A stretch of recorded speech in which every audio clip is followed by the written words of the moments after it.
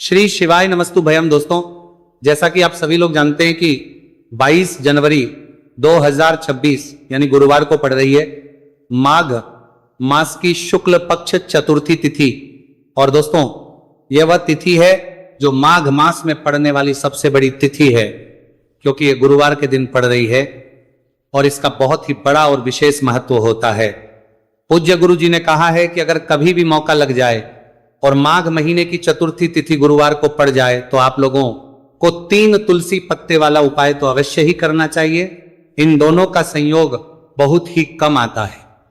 इसी के साथ में गुरु जी ने अपनी शिवपुराण कथा में बताया है कि इस दिन आपको 3 तुलसी पत्ते वाला उपाय तो आपको अवश्य ही करना चाहिए, क्योंकि ऐसा दिन पूरे साल में सिर्फ एक ही बार आता है। और दोस्तों, आप सभी लोग जानते हो कि गुरुवार चतुर्थी तिथि का अगर सबसे बड़ा कोई उपाय है तो वह 3 तुलसी पत्ते वाला उपाय है। तो दोस्तों, गुरुवार चतुर्थी तिथि के दिन आप लोगों को इस 3 तुलसी पत्ते वाला उपाय को जरूर करना है। बहुत सारे लोग होंगे जिन लोगों ने इस उपाय को ना किया हो, मतलब पूरा साल निकल गया, उन्होंने किसी भी दिन इस 3 तुलसी पत्ते वाला उपाय को ना किया हो। पर दोस्तों, आपके पास एक आखिरी मौका बचा हुआ है, जो कि 22 जनवरी 2026 गुरुवार चतुर्थी तिथि के दिन है। इस दिन आप लोगों को इस वाले उपाय को जरूर कर लेना है। भले ही आपने महीने भर इस उपाय को ना किया हो, पर अगर आपने इस माघ महीने के गुरुवार चतुर्थी तिथि के दिन अगर इस वाले उपाय को कर लिया तो आपको इस उपाय को करने का वह फल मिलेगा जिसकी आपने कभी कल्पना भी नहीं करी होगी। इसीलिए आप लोग इस वाले उपाय को एक बार जरूर कर लेना है, ताकि आप लोगों के हाथ से यह मौका ना जा सके और आपको इस उपाय को करने का फल मिल सके। दोस्तों, यह उपाय पंडित जी ने अपनी अभी की ही श्री शिव महापुराण की कथा में बताया है जी। इस उपाय को आज हम आपको बहुत अच्छे से समझाने वाले हैं। इस वीडियो को देखने के बाद इस उपाय को समझने के लिए आपको कोई और वीडियो को देखने की जरूरत नहीं पड़ेगी। तो चलिए दोस्तों, उपाय को शुरू करते हैं। देखिए, यह इस माघ महीने के गुरुवार चतुर्थी तिथि के दिन यह इतना खास होता है, इतना महत्वपूर्ण होता है। देखा गया है कभी कभी बड़े बड़े पूजा पाठ अनुष्ठान से जो मनोकामना पूर्ण नहीं होते, वह माघ महीने की गुरुवार चतुर्थी तिथि के दिन एक छोटे से उपाय करने से ही आपकी मनोकामना पूर्ण होती है। और बहुत सारे लोगों ने इस उपाय को किया भी है और उनको इस उपाय को करने का फल भी जरूर मिला है। अगर आप लोग भी इस उपाय को करना चाहते हैं तो आप इस उपाय को पहले अच्छे से समझ लेना, सुन लेना, उसके बाद करना। आपको इस उपाय का फल जरूर मिलेगा। और इस उपाय को कर लेने से आपके घर में चाहे किसी भी प्रकार की दुख और समस्या क्यों ना चल रही हो, आपको उसका कारण भी नहीं पता है कि भाई ये समस्या किस कारण से चल रही है। उसका कुछ भी कारण हो सकता है, जैसे पितृदोष हो सकता है या किसी भी तरह का मंगल दोष भी हो सकता है। तो इस दिन आप लोगों को ये वाला उपाय कर लेना है।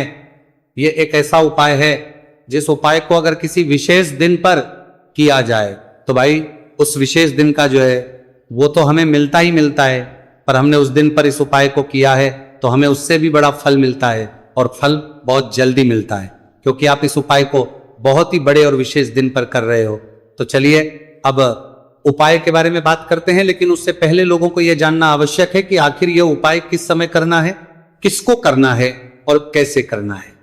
तो चलिए हम आगे आपको वीडियो में एक एक करके बता देते हैं।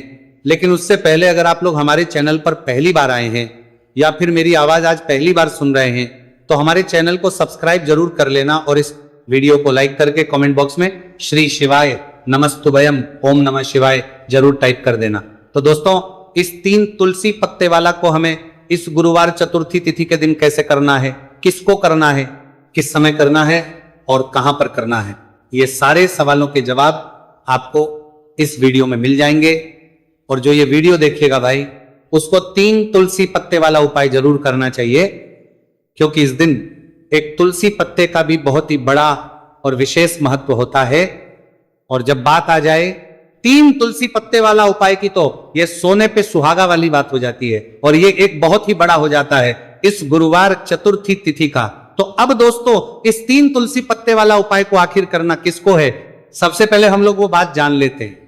तो देखो, घर की जो बड़ी माताएं बहनें होती हैं, उन माताओं बहनों में से कोई भी एक बड़ी माता बहन इस वाले उपाय को कर सकती है। और दोस्तों, अगर आप चाहें तो अपने घर में से सभी सदस्यों को भी इस उपाय को करवा सकते हैं। अगर किसी व्यक्ति की खुद की कोई मनोकामना है, खुद की कोई दुख और परेशानी है कि वो अपने लिए ही करना चाहता है, इस वाले उपाय को तो वो खुद अपने लिए भी कर सकता है। बाकी अगर कोई घर में से ऐसा है जो कि अपने पूरे घर परिवार की सुख और शांति के लिए यह वाला उपाय करना चाहता है, तो भाई वो भी कर सकता है, उसमें भी कोई दिक्कत वाली बात नहीं है। कहने का मतलब यह है कि इस उपाय को हर एक सदस्य भी कर सकता है और पूरे घर परिवार के सदस्य के लिए घर की बड़ी माताओं बहनों में से कोई एक माता बहन भी कर सकती है। माताएं बहन अगर घर में उपस्थित ना हो या वही ये वाला उपाय ना कर पा रही हो, तो फिर घर का कोई बड़ा सदस्य भी इस 3 तुलसी पत्ते वाला उपाय को कर सकता है, चाहे फिर वो पुरुष ही क्यों ना हो, उसमें कोई भी दिक्कत वाली बात नहीं है। उसके बाद में दोस्तों जो अगला प्रश्न निकल कर आता है वह यह आता है इस उपाय को लेकर के, आखिर इस उपाय को हमें किस समय करना है, सुबह के समय करना है कि शाम के समय करना है। तो इस वाले उपाय को आप लोग सुबह के समय भी कर सकते हो और शाम के समय प्रदोष काल में भी कर सकते हो। अब अगर आप पूछो कि भाई सबसे उत्तम समय कौन सा रहेगा इस 3 तुलसी पत्ते वाला उपाय को करने का, तो हम आपसे बस यही कहेंगे कि इस उपाय को आप सुबह के समय करेंगे तो ज्यादा बेहतर होगा। बाकी अगर प्रदोष काल शाम के समय भी करेंगे तो भी अच्छा होगा, उसमें कोई भी दिक्कत वाली बात नहीं है।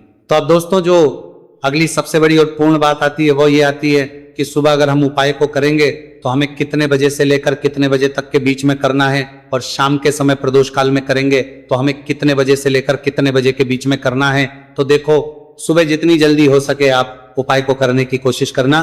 बाकी अगर किसी कारणवश लेट भी हो जाओ, थोड़ी देर भी हो जाए, तो 10 या 11 बजे तक भी आप उपाय कर लेना, पर 12 बजे से ज्यादा देरी ना हो, ठीक है, बात का ध्यान रखना। उसके बाद में दोस्तों अगर शाम के समय प्रदोष काल की बात करें, प्रदोष काल का जो समय है होता है वो शाम के 6 बजे से शुरू हो जाता है।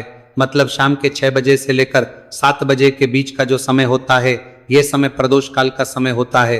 तो आप इस उपाय को 7 या 8 बजे के बीच में भी कर सकते हो। मतलब शाम के 6 बजे से रात 8 बजे के बीच में आप कभी भी इस वाले उपाय को कर सकते हो, उसमें कोई भी दिक्कत वाली बात नहीं है। तो चलिए दोस्तों जान लेते हैं सबसे पहले उपाय के बारे में, जो कि है तुलसी जी के पत्तों का बहुत ही चमत्कारिक उपाय। देखिए हम सभी के घरों में माता तुलसी का पौधा अवश्य ही होता है। तो देखिए हमें तुलसी जी के पौधे से सबसे पहले तो 3 पत्ते तोड़ने हैं। तो देखिए तुलसी जी के आपको 3 पत्ते तोड़ लेने हैं, और इन तुलसी जी के पत्तों को तोड़ने के बाद आपको एक छुटकी हल्दी भी अपने साथ में लेनी है। हल्दी के अंदर आपको जल मिलाकर के पेस्ट के रूप में तैयार करना है, और इसी के साथ में आपको एक दीपक भी लेना होगा। दीपक आपका भी ले सकते हैं, आटे का भी ले सकते हैं, और इस दीपक में आपको शुद्ध घी डाल करके इसमें आपको लंबी रुकी बाती का प्रयोग करना है। देखिए दोस्तों आपके पास है 3 तुलसी जी के पत्ते। तो पहला जो तुलसी जी का पत्ता है उस पर आपको सबसे पहले तो जो आपने हल्दी ली है उसकी एक बिंदी लगानी है। और पहला जो तुलसी जी का पत्ता है आपके घर में भगवान विष्णु का चाहे कोई सा भी स्वरूप हो, चाहे लड्डू को गोपाल जी का स्वरूप हो, या फिर भगवान कृष्णा की आपके मंदिर में प्रतिमा हो, या फिर भगवान श्री राम की प्रतिमाएं, उनके सामने आपको पहला तुलसी जी का पत्ता अर्पित करना है। अब देखिए दोस्तों आपके पास जो 2 तुलसी जी के पत्ते हैं और आपके पास जो एक दीपक है, इन्हें आपको लेकर के पहुंचना है अपने ही घर में तुलसी जी के पौधे के पास में। देखिए सबसे पहले तो आपके पास जो 2 तुलसी जी के पत्ते हैं उन पर भी आपको हल्दी की एक एक बिंदी लगानी है, और उन दोनों ही जी के पत्तों को आपको अपने घर में तुलसी जी के पौधे के वहां पर ही अर्पित कर देने हैं। और इस प्रकार से ये दोनों पत्ते भी तुलसी जी के पौधे के पास में अर्पित करने के बाद अंत में जो आपके पास एक लंबी बाती का दीपक है, इसे आपको तुलसी जी के पौधे के पास में ही प्रज्वलित कर देना है। जो भी व्यक्ति अपने ही घर पर गुरुवार चतुर्थी तिथि के दिन इस प्रकार से तुलसी जी के 3 पत्तों का यह उपाय कर लेता है तो उसका परिवार हमेशा खुश रहता है, उसके परिवार में कभी भी कोई भी संकट उत्पन्न नहीं होता है, और यदि आपके घर में जो भी ग्रह क्लेश है वह भी समाप्त होते हैं। तो इस प्रकार से आपको यह पहला उपाय करना है। अब दोस्तों हम जान लेते हैं दूसरे उपाय के बारे में। देखिए इस उपाय को करने के लिए भी आपको मात्र 1 लोटा शुद्ध जल लेना है तांबे के पात्र के अंदर, और इसी के साथ में आपको एक प्यारी सी और सुंदर सी बेलपत्र ले ली है। बेलपत्र है वो कहीं से भी खंडित नहीं होनी चाहिए, इस बात का ध्यान रखना है। बेलपत्र यदि आपको प्राप्त नहीं हो पाती है तो आप शिवलिंग पर चढ़ी हुई बेलपत्र को पुनः शुद्ध जल से धो करके उसका उपयोग कर सकते हैं। देखिए इस उपाय को आप सुबह से लेकर के शाम तक किसी भी समय में कर सकते हैं। देखिए, मंदिर पहुंचने के बाद सबसे पहले तो आपके पास जो अपनी हथेली में रखना है और आपको कुंडकेश्वर महादेव से प्रार्थना है कि मेरे शरीर में या फिर मेरे परिवार के सदस्य के शरीर में कोई भी भारी रोग हो चुका है जिसमें उसे आराम नहीं मिल पा रहा है, डॉक्टरों को लगातार दिखा रहे हैं, दवाओं का लगातार सेवन कर रहे हैं, लेकिन बीमारी में आराम नहीं मिल पा रहा है। हे मेरे कुंडकेश्वर महादेव, मुझे अपनी बीमारी में आराम दिलाने की कृपा करें। इस प्रकार से आपको कामना करते हुए ये जो एक बेलपत्र है, इसे आपको माता अशोक सुंदरी वाले स्थान पर अर्पित करनी है। देखिए, माता अशोक सुंदरी वाले स्थान पर जब भी आप ये बेलपत्र अर्पित करेंगे तो इसकी जो चिकनी साइड है वह शिवलिंग से स्पर्श रहेगी, और इसको आपको इस प्रकार समर्पित करना है कि जो इसकी डंडी है वह शिवलिंग की तरफ रहेगी और इसका जो पट्टी वाला भाग है वह जलाधारी की ओर रहेगा। इस प्रकार से आपको ये एक बेलपत्री शिवलिंग पर अर्पित करनी है। इसके बाद आपके पास जो एक लोटा जल है उसे आपको सबसे पहले माता अशोक सुंदरी वाले स्थान पर अर्पित करना है। देखिए, आपको शिवलिंग के ऊपर जल अर्पित नहीं करना है और आपको कार पर, बीजेपी की कार पर भी चले है, पूरा ही जल आपको धीरे धीरे जहां आपने बेलपत्र अर्पित की थी उसी के ऊपर आपको अर्पित करना है। जल को अर्पित करते समय लगातार आपको कुंडकेश्वर महादेव का स्मरण करते रहना है।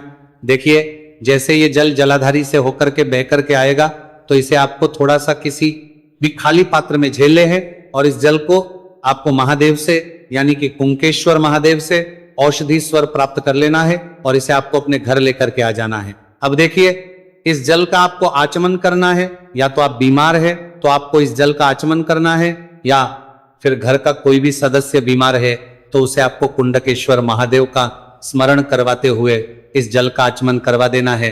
पूज्य गुरुजी ने बताया है कि जो भी व्यक्ति इस उपाय को 5 दिन 60 दिन इस प्रकार से कर लेता है तो उसकी जो बड़ी से बड़ी बीमारी है वह समाप्त होती है। देखिए, अब हम जान लेते हैं तीसरे उपाय के बारे में। देखिए, ये जो उपाय है विशेषकर उन लोगों को करना चाहिए जो बहुत ही अधिक बीमार पड़ते हैं, यानी कि आपके घर में जितनी भी कमाई होती है वह सभी बीमारी में खर्च हो जाते हैं, या फिर आपके घर में ऐसा कोई भी व्यक्ति है जो बहुत अधिक गुस्सा करता है, जिससे बहुत ही अधिक क्लेश आता है, तो उसके लिए भी आप ये उपाय कर सकते हैं। तो देखिए, इस उपाय को करने के लिए आपको गिन करके गुड़ के 60 टुकड़े लेने हैं। गुड़ के आपको 60 टुकड़े लेने हैं।